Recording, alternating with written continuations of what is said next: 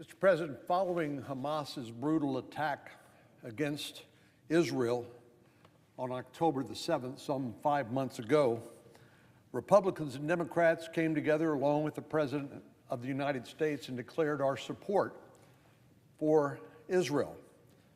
We all condemned the Hamas terrorists, as well as Iran, which is the main support for this proxy of the #1 state sponsor of international terrorism. We all watched in horror at the videos we saw of Hamas attacking innocent men, women, and children, and we all vowed to stand in solidarity with Israel as they did whatever they needed to do to defeat this evil. As time passed, it seems like the roar of support among some of our friends across the aisle, including the Senate Majority Leader, have softened, to say the least. Some of our colleagues have even gone so far as to cast blame on Israel for the violence that's unfolding in the Middle East. They're blaming the victim, not the perpetrator. More than 24 Senate Democrats have even joined with liberal activists to demand a ceasefire. The quickest way to a ceasefire is for Hamas to lay down its weapons. But we know they're not going to do that because they're committed to the eradication of the state of Israel. Wipe them off the face of the planet is their goal. This once rock-solid support on a bipartisan basis has slowly eroded, and it reached a new low last week when the Senate Majority Leader came to the floor to excoriate not Hamas, not Iran, but Israel and its leadership. Israel, we know, is our single closest friend and ally in the Middle East, one of the very few democracies. Yes, they have messy politics. By the way, we have messy politics too here in this country, but we should respect the sovereignty of that nation and their ability to make hard decisions on their own behalf without being lectured by the President of the United States and by the Senate Majority Leader. The Majority Leader criticized Israel's response to the October 7th attack. He condemned Prime Minister Netanyahu's leadership, and he called, get this, he called for an election in Israel to replace him. In my time in the United States Senate, I have never seen anything quite like this. The Majority Leader's comments mark a sharp departure from his previous stance, solidly in support of Israel. And unfortunately, I presume for political reasons, he's decided to undermine our support on a bipartisan basis for Israel and to make it a partisan issue and to attack the leader of a sovereign ally and one dealing with the horrific aftermath of a terrorist attack. Can you imagine, in the wake of 9/11, if our closest allies had called upon the American people to change our president to align with their political preferences? We would have been insulted. We would have been offended and completely outraged. The suggestion that the leader in a foreign country knows the needs of a country better than its own citizens is appalling.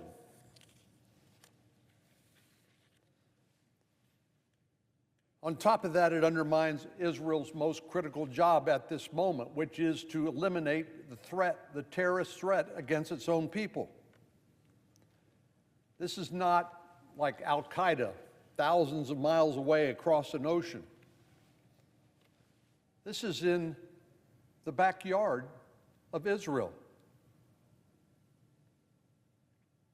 By browbeating Israel and criticizing its leaders, the majority leader has undermined the trust and confidence Israel needs in our commitment to continue to help them complete this job of eliminating the terrorist threat. Yes, innocent people are getting hurt, but that's not the fault of the victim, that's the fault of the perpetrator of this violence. And yes, maybe some of us would like to see different tactics chosen on the battlefield. But that's not our call. We have to trust our friend and ally, Israel, to make the best decisions in defense of its own sovereignty and its own existence. And yes, we can all have private opinions about how they're going about it. But the truth is, America's role in this conflict should not be confused. We should not be saying, well, on one hand, we support Israel. On the other hand, we think they're being too tough on Hamas. We need to support our closest friend and ally in the region. It's just that simple. It is the choice between good and evil. If you've watched the videos of Hamas's attack against Israeli civilians on October the 7th, as I know the presiding officer has, and all of us have been exposed to it, it is, you will recoil in horror as babies are killed, where women are sexually assaulted. I actually, for the first time in my life, saw a video of a Hamas terrorist behead an innocent Israeli civilian. Behead. That's what we're dealing with. That's what Israel is dealing with. There should not be confusion. We should be approaching this with complete clarity.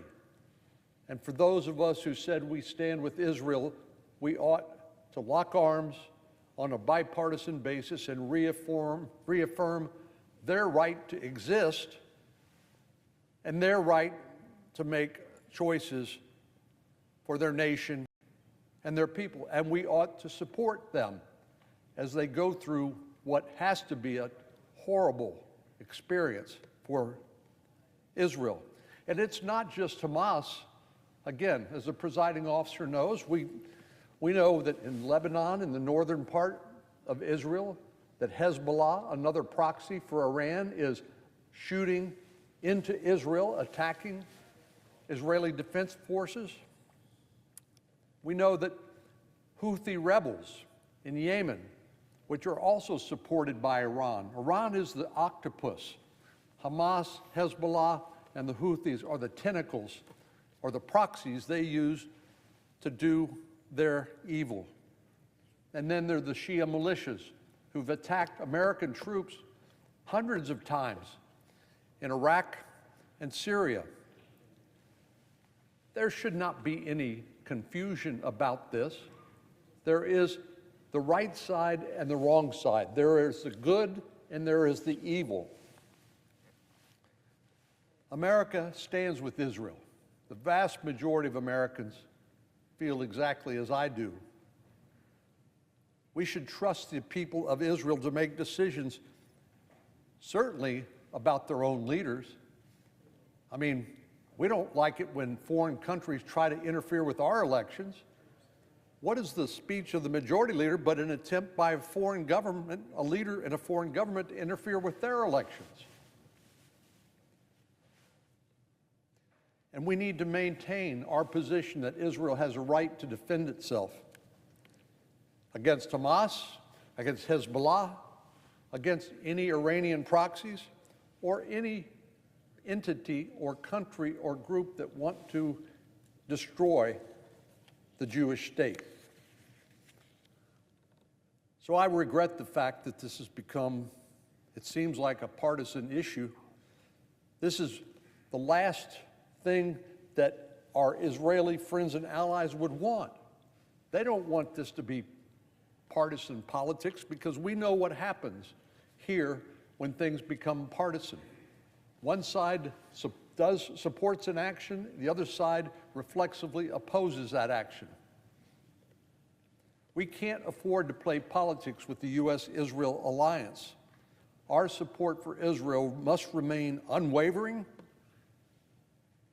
regardless of who they choose for their own leaders. We must support democracy. We must support sovereignty.